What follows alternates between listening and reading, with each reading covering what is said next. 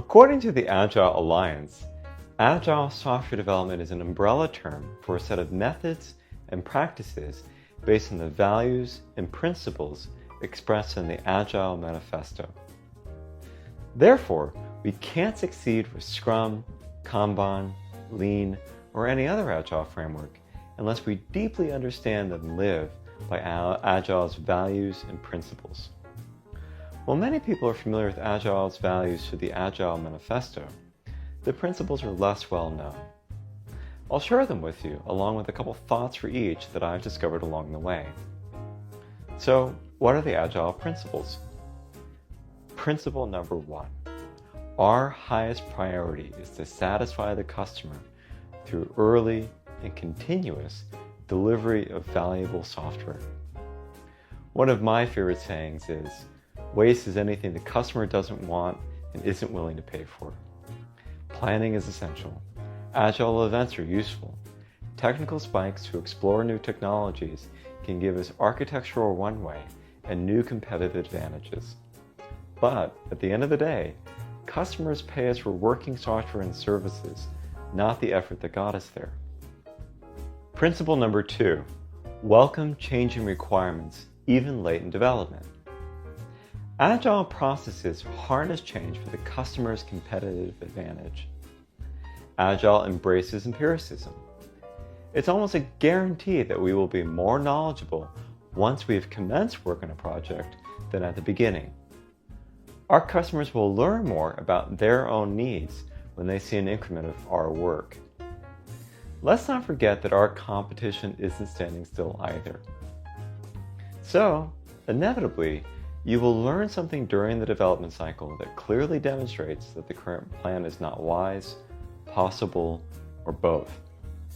Welcoming changing requirements means that we are being empirical and data-driven. This isn't to say that we should get in the habit of constantly interrupting work in process. As long as whatever is being worked on now is still valuable, try to give your team the time they need to finish what they started before you introduce a change. Principle number 3, deliver working software frequently from a couple of weeks to a couple of months, with a preference to the shorter timescale. This principle frequently draws controversy.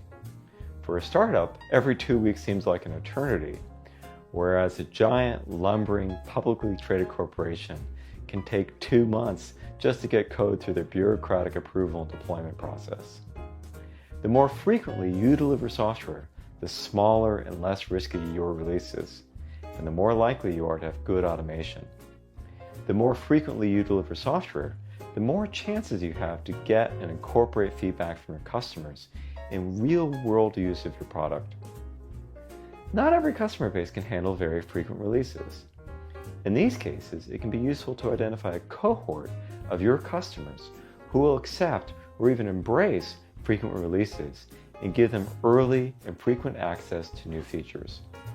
Worst case, you can deploy frequently to a staging environment and test it internally or consume your new features internally. Principle number 4, business people and developers must work together daily throughout the project. This principle also draws controversy, particularly from developers who have had to deal with micromanagement or harassment from project managers and other stakeholders. At the very minimum, I suggest that the product owner, who acts as a proxy for business people and customers to the team, work with the team daily to clarify requirements, accept work, and help remove impediments. It's also effectively Scrum table stakes to have business people attend sprint review each sprint. But if business people attend the daily Scrum, participate collaboratively, and remain available and accountable to their teams, these teams will enjoy significantly greater job satisfaction and performance. Principle number 5, build projects around motivated individuals. Give them the environment and support they need, and trust them to get the job done. First, in his book Drive, Daniel Pink explains that the 3 things that motivate us the most are autonomy, mastery, and purpose, not financial rewards. So I suggest your Scrum Master, Kanban Flow Master, or whoever else is in that agile facilitation role, make it their mission to gain greater autonomy for their team. Functional managers, senior developers, and architects can help developers gain greater mastery. And a product manager can create a sense of purpose by articulating a powerful why for the team's product. Second, our typical modern management culture is a bit like an Olympic athlete who focuses only on what it will feel like to win the gold medal rather than investing in the training that enables victory. Similarly, we must focus on developing our employees' full potential so they have the means to deliver the wins that we so desire. Third, we must allow space for genius. For instance, we now write brief user stories that cover the essential points and invite conversations between developers, product owners, and stakeholders. This is a far cry from detailed software engineering requirement documents that attempt to control every last detail of software development, often written by the people on the team with the least software development experience.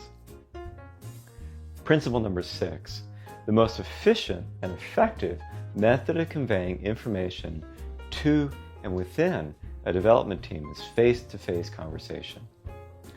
I think this principle covers a few things.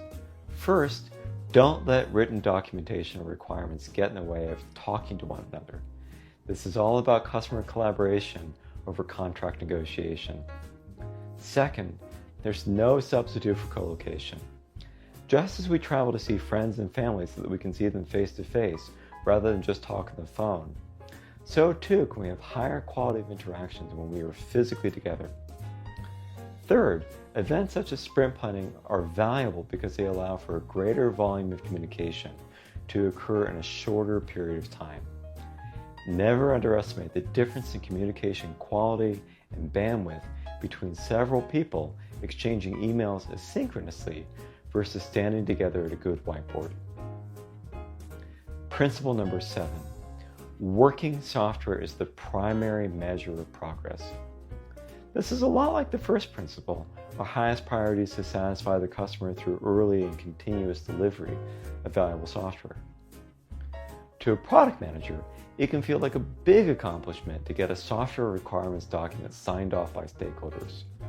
For a developer, it can feel good to turn over a feature to a QA engineer. However, all these activities are frequently prerequisites to delivering working software to customers. No value can be captured by the company for these efforts until working software is in production. Principle number 8. Agile processes promote sustainable development. The sponsor, developers, and users should be able to maintain a constant pace indefinitely. Developing software should feel more like running a long marathon than back-to-back sprints. Excessive effort can rapidly exhaust teams, burn out employees, and even impact relationships at home. One of my favorite ways of looking at this is through the Yerkes-Dodson law, which shows us that as physiological arousal like stress, anxiety, and panic increases, our performance on complex tasks such as product strategy and software development becomes rapidly compromised. Principle number 9. Continuous attention to technical excellence and good design enhances agility. An absence of good code management, integration, testing, and deployment rapidly compromises a team's performance. Poor design decisions can paint a team into a corner, and failing to address bugs and technical debt, often due to delivery pressures from stakeholders, rapidly makes a code base unmanageable, let alone easy to develop against. Principle number 10. Simplicity, the art of maximizing the amount of work not done, is essential. More features or poor architectural decisions make a software more complex. Highly complex code is harder to test, maintain, and develop against. Many products have features that are so rarely used that their development and maintenance likely result in a negative return on investment. In general, it's better to have a targeted product that does a few things extraordinarily well, being everything to someone, rather than one that attempts to capture the entire market but pleases no one. Principle number 11. The best architectures, requirements, and designs emerge from self-organizing teams. This too could be controversial, particularly for people who are used to coming up with architectures, requirements, and designs, but aren't part of the teams. The two most common arguments I hear are that a company's teams don't have the necessary skills to do this work, and someone needs to ensure standardization between teams. To the first argument, I suggest that a company invest in its employees, and that the employees invest in themselves so that they can both remain competitive. To the second argument, this standardization often does not have a positive ROI, and if it's expected to, why not have the teams talk to one another? Principle number 12. At regular intervals, the team reflects on how to become more effective, then tunes and adjusts its behavior accordingly. To me, this is far and away the most important principle. All of these Agile values and principles, and with them all the benefits that Agile provides, came from expert teams applying the empirical process to optimizing how they work. Perhaps your team wants to vary from an Agile framework's default process. That's fine. Reflect, plan a new experiment, do the experiment, check the experiment results, then act on what you found. Plan, do, check, act. This is powerful, and if you keep it in mind, you can do it at every event, from the daily Scrum to your sprint planning. Those are the Agile Principles. Thanks for listening.